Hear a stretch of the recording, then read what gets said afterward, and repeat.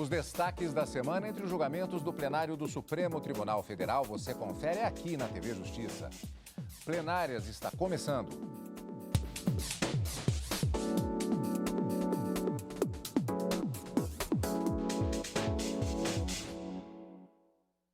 Hoje com os principais momentos das sessões dos dias 21 e 22 de junho de 2023.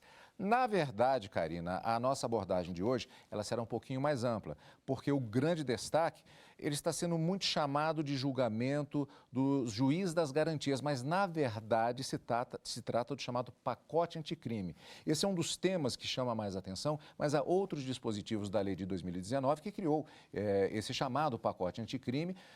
Como eu disse, chama muito a atenção a questão do juiz das garantias. E é um julgamento que ele não fica restrito apenas a esta semana, pois ele foi iniciado na semana passada, muitas sustentações orais, porque há muitos amiticuri, todos exercendo o devido direito de apresentar as argumentações nesse julgamento que chama muito a atenção. E o longo voto do ministro Luiz Fux. É um longo voto que ainda não foi encerrado. O ministro começou a votar na quarta-feira.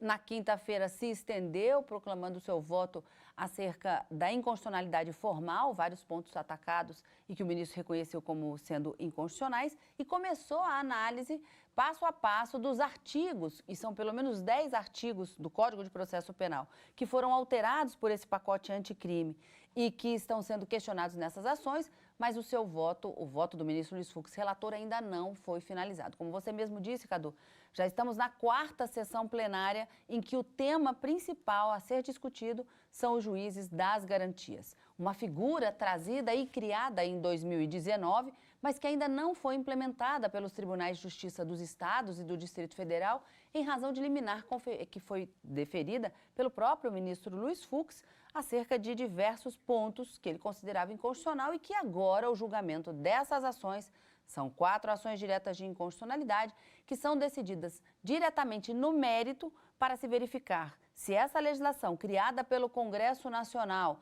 contém os vícios apontados, tanto formais como materiais, se houve alguma circunstância em que foi violado o devido processo legislativo e dispositivos da Constituição teriam sido violados também, os ministros começam a analisar e o primeiro a votar é sempre o relator. Em seguida, os demais ministros votam e aí é preciso que se forme uma maioria absoluta para a declaração de eventual inconstitucionalidade desses dispositivos que estão sendo questionados. Então, vamos ter uma seguinte visão do todo.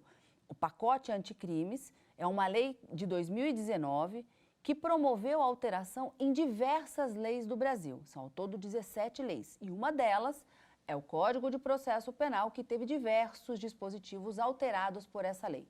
10 artigos são questionados nessas 4 ações que estão na pauta de julgamento já há 4 sessões plenárias para os ministros decidirem se elas se mantêm ou se elas devem ser declaradas inconstitucionais. Não só o juiz das garantias estão sendo questionados, os dispositivos que criaram essa figura nova, que é o juiz, de acordo com essa nova legislação, deve atuar na fase, vamos dizer assim, antes do recebimento da ação penal, na fase de investigação, na fase de inquérito, e depois passa a bola, vamos dizer assim, para o juiz de direito processar e julgar e sentenciar o réu, caso a denúncia seja recebida. Mas também, além do juiz das garantias, são questionados alguns pontos sobre o acordo de não persecução penal e também a soltura automática de pessoas que estariam presas e que não foram submetidas a audiências de custódia no prazo de 24 horas. Então, são vários dispositivos, argumentações sobre inconstitucionalidade formal e material. Vamos acompanhando até o final do semestre judiciário para ver se esse julgamento finaliza, não é, Cadu?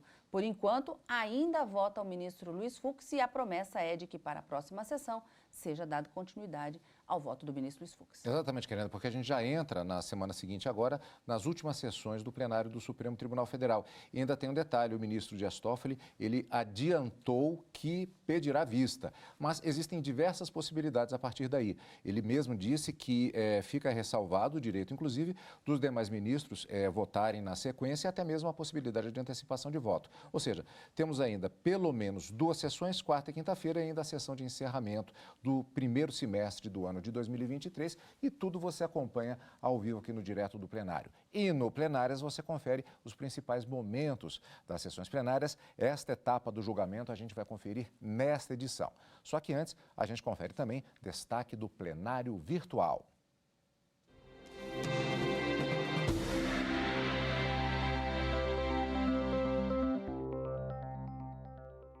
O Supremo Tribunal Federal invalidou dispositivos da Constituição do Espírito Santo sobre Procuradoria Estadual.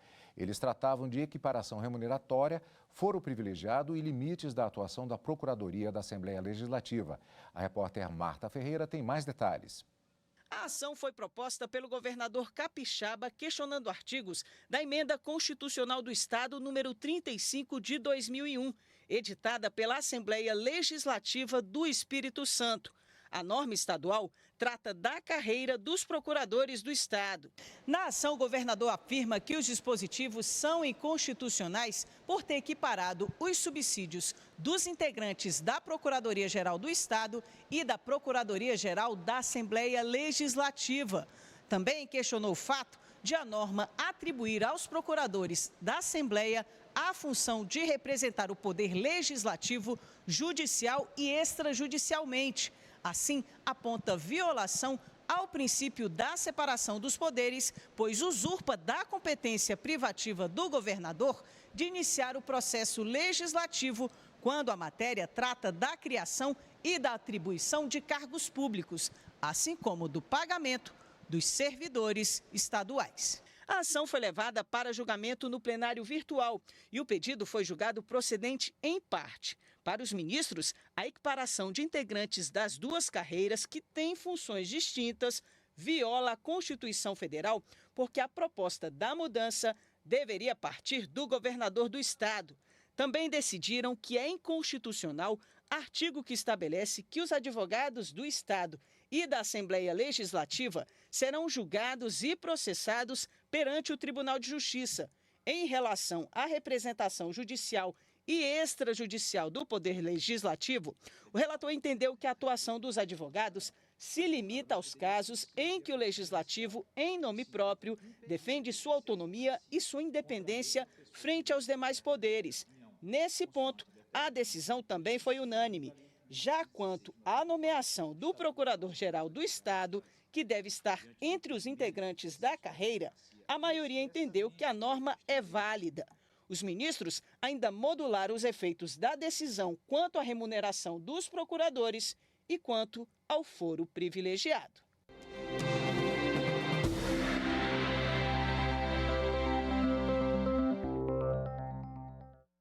E agora a gente vai para o destaque do plenário presencial. O STF retomou o julgamento iniciado na semana anterior das ações que discutem a implantação do juiz de garantias, entre outros pontos do chamado pacote anticrime. Marta Ferreira mostra o início do julgamento, que foi destaque da semana no plenário do STF. O juiz das garantias é um magistrado que atua apenas na fase de instrução da investigação, antes da apuração se tornar um processo penal. A inovação foi introduzida no Código de Processo Penal pela Lei 13.964 de 2019, conhecida como Pacote Anticrime. Na prática, essa mudança acabaria dividindo a responsabilidade de processos criminais entre dois magistrados. Um acompanha a investigação e autoriza diligências, no caso, o juiz das garantias, e o outro julga o réu. 4 ações questionam esse modelo. Em janeiro de 2020, o relator dos processos, ministro Luiz Fux, suspendeu a implantação do juiz das garantias até o julgamento final da questão. As ADIs foram levadas para análise do plenário. Os autores alegam, entre outros pontos, que a implantação do juiz das garantias deveria ocorrer por meio de lei de iniciativa dos tribunais e não do Congresso. Também apontam violação aos princípios do juiz natural e da igualdade. O julgamento começou na semana passada com parte das sustentações orais. A Associação dos Magistrados Brasileiros, uma das autoras das ADIs, alega que há falta de profissionais para preencher as vagas que seriam criadas. Não há solução à vista, porque esse déficit da magistratura está em curva ascendente e não descendente.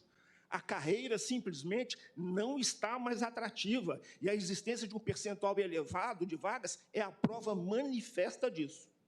Não é por outra razão que o Estado de São Paulo, o mais rico do país, que possui um modelo de juiz das garantias funcionando bem na capital, não conseguiu implementar um tipo regional passados 10 anos da edição da lei que o criou. Já o advogado do Partido Cidadania, autor de uma das ações, alega que houve violação ao princípio da proporcionalidade. O primeiro subprincípio, o subprincípio da adequação.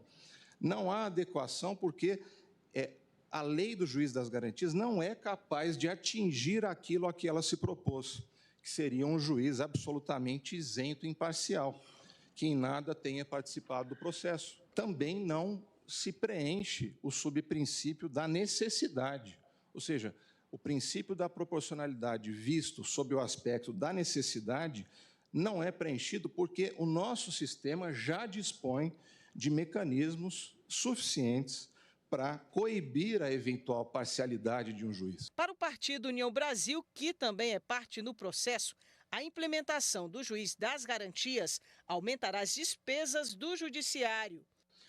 Aumenta, de fato, não há dúvida, a despesa da União, nos tribunais federais, dos estados e do Distrito Federal. E não criou receita. E aí, ministro Fux, no nosso entender, isso significa uma interferência nos tribunais, porque os tribunais já estão com a receita no limite. O Tribunal de Justiça de São Paulo está lá no limite prudencial no que diz respeito às despesas de pessoal. Então, das duas, uma. Ou vão criar custas judiciais novas, ou vão cortar despesa. Já para a secretária de Contencioso da Advocacia Geral da União, o modelo do juiz das garantias é uma experiência civilizatória bem-sucedida. Também não se vislumbra qualquer violação ao devido processo legal ou ao princípio do juiz natural. Como já se disse, a Lei 13964, de 2019, dá concretude ao ideal acusatório, estabelecido pela Constituição de 88. A unicidade e a indivisibilidade da jurisdição não impedem a existência de normas de distribuição de competência funcional. O julgamento foi retomado nesta semana com a continuação das sustentações orais. A repórter Marta Ferreira tem as informações sobre esta nova etapa do julgamento na sessão da quarta-feira, dia 21 de junho. O julgamento foi retomado com a manifestação de outras instituições admitidas como interessadas no processo. Imagina uma operação policial em que se faça numa comunidade periférica, o juiz determina em função de um inquérito, né, e lá se realiza uma busca e apreensão e que tem violações profundas, como esse juiz não vai estar contaminado onde trabalhou? Portanto, isso acontece. Hoje o juiz tem contato com a prova inadmissível e mesmo que haja o desentranhamento, de certa forma ele projeta aquela cognição na sentença. Esse dispositivo vem justamente para impedir que ele possa proferir a sentença e projetar esse juízo que eventualmente tenha feito a respeito da prova. Não há criação de cargos públicos, invasão da autonomia organizacional dos tribunais, aumento imediato de despesas. E com a expansão do processo eletrônico, também já se disse isso aqui, mas é importante repisar,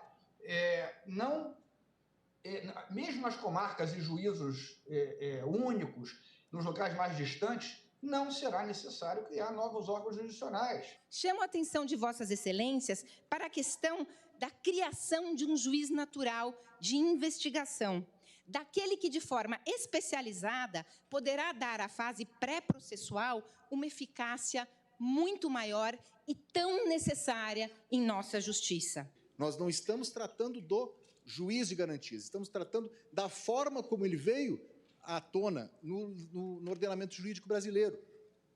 Realidade continental, questões geográficas. Como, então, este instituto, da forma como se colocou na legislação, nós conseguiremos fazê-lo com tão pouco tempo. O Estado do Pará é um Estado com dimensões continentais. Muitas das nossas varas são varas de juízo único, de um único juiz funcionando. E a ideia de se utilizar a comarca vizinha, em grande parte, não funciona. As distâncias para o sul do Estado são muito grandes, de uma comarca para outra, demandando horas de estrada, E para a região do Marajó, para a região do Tapajós, então, nem se fala, porque aí nós estamos falando de um deslocamento de horas de barco. O Procurador-Geral da República se manifestou pela procedência parcial das ações. As questões são realmente complexas, podem ser superadas em prestígio à máxima efetividade da lei, como um ato complexo, que demandou a participação do Congresso Nacional e mesmo do Poder Executivo, e que cabe a essa Corte examinar os aspectos de constitucionalidade, especialmente da matéria processual e de direitos e garantias fundamentais, também ficando a cargo da autonomia constitucional dos tribunais federais, estaduais, a disposição de dispor sobre a organização judiciária para que a lei se cumpra em toda a sua integralidade. Assim, este procurador reitera o parecer emitido nos autos, a cujos termos remete. O relator do processo, o ministro Luiz Fux, começou a apresentação do voto ao destacar que todo juiz é essencialmente o juiz de garantia dos cidadãos. Também ressaltou a realidade de cada comarca para implantar o juiz das garantias. Eu fiquei a imaginar o que vai acontecer com o Brasil se entrar em vigor esse juiz de garantias sem um amadurecimento, sem um debate, sem essa magnífica audiência pública que nós realizamos e sem a consciência de um Brasil desigual. Um Brasil que tem um Estado pródigo, como São Paulo, mas o Brasil que tem Belém do Pará, em que se leva 4 dias e 3 noites para se chegar numa comarca. A continuação do julgamento a gente confere daqui a pouco aqui do Plenárias.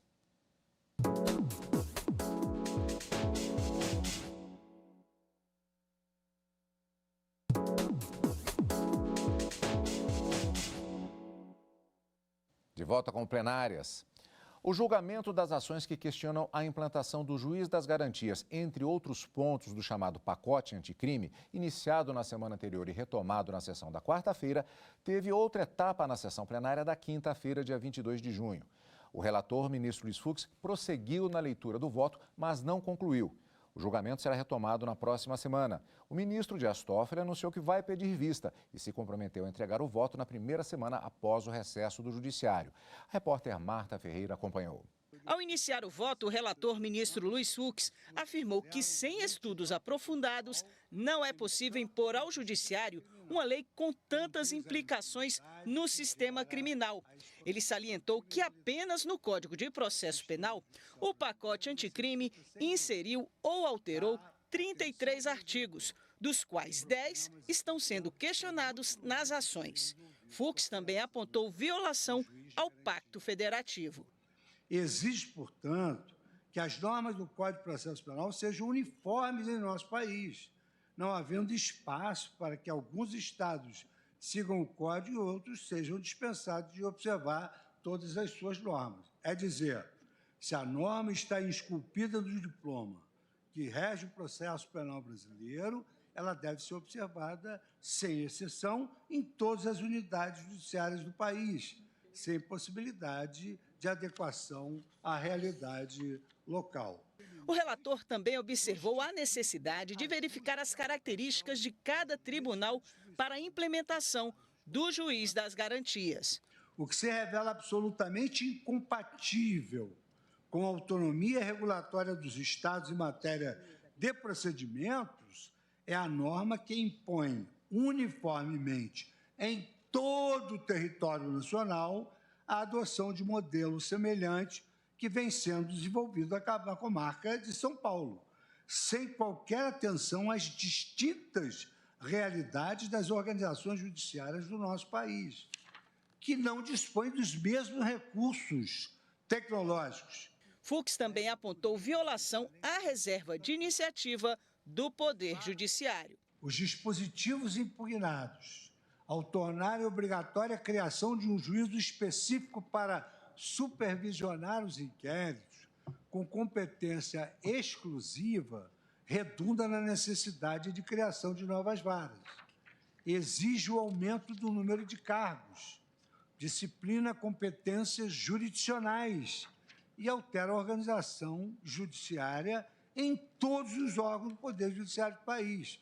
Para o relator, a criação de uma classe própria de juiz contraria a regra constitucional que reserva ao STF a iniciativa de lei complementar sobre o Estatuto da Magistratura. Então, é o Estatuto da Magistratura que vai remanejar os juízes. Essa é uma garantia da magistratura. Até porque nós temos aí a garantia da inamovibilidade. Na contramão desta exigência, a Lei 13.964 de 2019, ela inobservou tanto a iniciativa privativa do Supremo em matéria atinente ao Estatuto da Magistratura, como a forma exigida em lei para promover alterações pertinentes ao tema. Karina, portanto, nós temos agora, como dissemos inclusive antes da reportagem, houve o anúncio do ministro Dias Toffoli no sentido de adiantar o voto. Daqui a pouco a gente volta nas questões do voto do ministro. Mas esse adiantamento de pedido de vista não impede que os ministros, primeiramente os que votam logo depois do relator, manifestem os votos até a chegada do momento do voto do ministro Dias Toffoli. Mas também pode ser pedido eventualmente também até antecipação de voto e ainda assim o ministro pode manter o pedido de vista para apreciar o voto posteriormente. Tudo isso pode acontecer. Eu tive a impressão do ministro Alexandre de Moraes dizer que iria antecipar o voto, mas eu não sei se ele fez uma brincadeirazinha, mas eu escutei isso no finalzinho da sessão da quinta-feira. Mas olha só, até agora o ministro Luiz Fux finalizou a primeira parte das argumentações, refutando e julgando inconstitucional não os dispositivos questionados, mas a inconstitucionalidade formal que foi alegada nessas 4 ações. Então, ele disse que é inconstitucional, por exemplo, se estabelecer 30 dias para a entrada em vigor dessa legislação, que logo após a sanção presidencial, porque isso não teria levado em consideração a necessidade e a carência de magistrados em todo o Brasil. O ministro também, ao analisar as alegações de inconstitucionalidade formal, ele falou dessa necessidade que vimos na reportagem de um diálogo institucional, um diálogo entre os poderes, com estudos aprofundados, pesquisas empíricas, e que isso não é possível ser feito do dia para a noite. Então, é preciso que estudos sejam analisados para a implementação desse juiz das garantias. O ministro também destacou um outro ponto sobre a instalação em algumas comarcas, que é a realidade de muitas cidades no Brasil, vamos colocar assim, porque no âmbito do judiciário nós falamos em comarcas. Existem comarcas de vara única, em que nós temos um único juiz. E a implementação do juiz de garantias teria que fazer com que os estados deslocassem ou conseguissem mandar para essas comarcas mais um juiz, justamente para afastar a imparcialidade presumida que aquele juiz que vai julgar não poderia também investigar. Então, que isso não levaria em consideração a necessidade de adaptações para que isso pudesse acontecer. Então, existe esse problema também. Um dos pontos também que foram considerados inconstitucionais pelo ministro foi que argumentos foram trazidos nessas ações de que o juiz, na fase inicial do processo, ele poderia ser parcial. E aí a criação do juiz das garantias, justamente para garantir a imparcialidade no momento de proferir a sentença. E o ministro disse que essa parcialidade, ela não pode ser presumida. E se houver alguma situação de que o juiz esteja sendo corrompido de alguma forma, existem normas no Código de Processo Civil que estão à disposição dos advogados para questionar a eventual imparcialidade. O ministro também falou da implementação compulsória desse juiz das garantias e, ao final, falou também do aumento de despesa. Ele citou até uma frase que, por vezes, ele fala, veja, o dono do cofre é quem tem a chave. Então, os tribunais de justiça dos estados e do Distrito Federal é quem terão que implementar esse juiz das garantias e o orçamento partirá dali. Então, não poderia uma lei federal, de cima para baixo, impor que os estados tivessem essa despesa para garantir essa criação e implementação do juiz das garantias. Finalizada essa parte do voto envolvendo a inconstitucionalidade formal, a forma como a lei foi criada para o ministro Luiz Fux é inconstitucional, ele passa a analisar cada um dos 10 itens do Código de Processo Penal que são questionados e considerados, aos olhos dos autores, inconstitucionais perante a Constituição. Então, o ministro começou a votar esses dispositivos em que se trata de inconstitucionalidade material mas não finalizou. Julgamento e voto do ministro Luiz Fux prossegue na próxima semana. E nós vamos acompanhar, como sempre, é claro, ao vivo, aqui no direto do plenário e os principais momentos aqui no Plenárias. Vamos voltar agora à sessão da quarta-feira, dia 21 de junho. Na abertura da sessão, a presidente Rosa Weber homenageou a ministra Carmen Lúcia, que completou 17 anos de atuação no STF.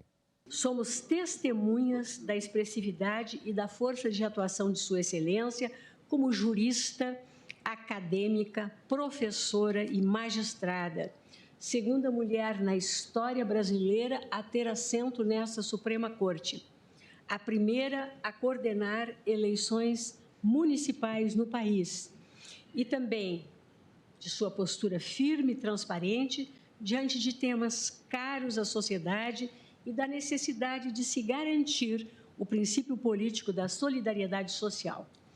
Ministra Carmen Lúcia quebrou obsoletos paradigmas, superou preconceitos, expôs desigualdades, instituiu políticas de combate à violência doméstica e de incentivo à participação feminina em cargos de comando, bem assim a regulamentação de procedimentos de atenção às gestantes e lactantes em unidades prisionais. Eu agradeço a lembrança desse dia que marca os 17 anos da minha estada nessa casa.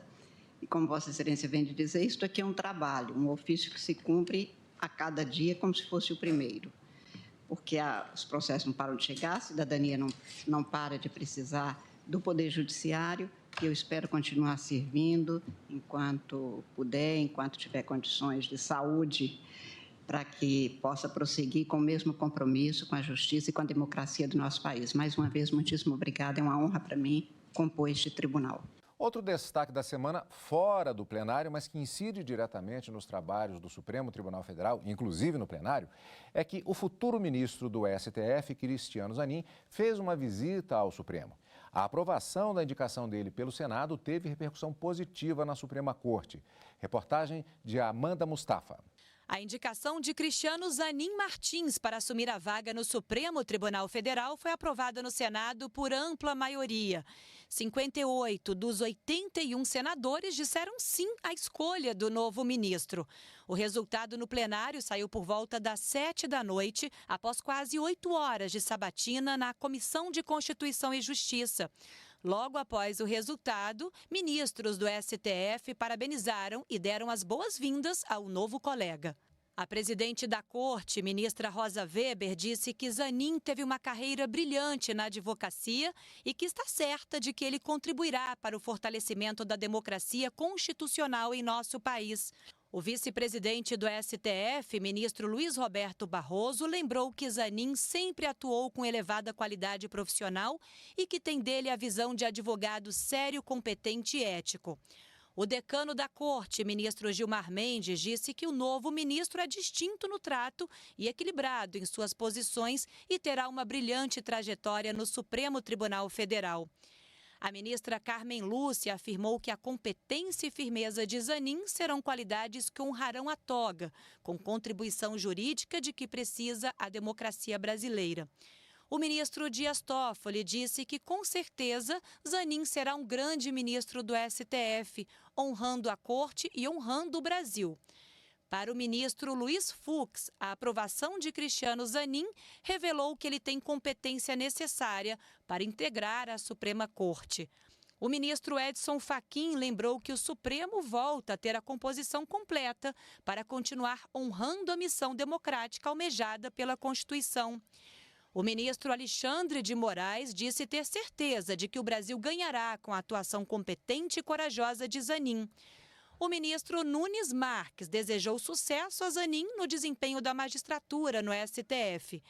E o ministro André Mendonça afirmou que o novo ministro é um jurista preparado e tem muito a contribuir com o sistema de justiça em nosso país. A data da posse ainda não foi marcada. Cristiano Zanin tem 47 anos e poderá permanecer como ministro do Supremo por 28 anos.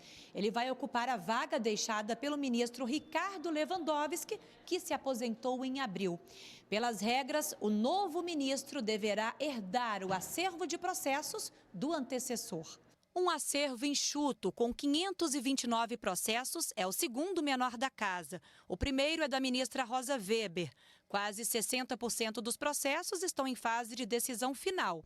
Entre as ações, temas importantes, como as regras da lei das estatais sobre nomeações de conselheiros e diretores e a validade de um decreto do presidente Lula que restabelece as alíquotas do PIS/PASEP e COFINS, que foram reduzidas pela metade no governo Bolsonaro.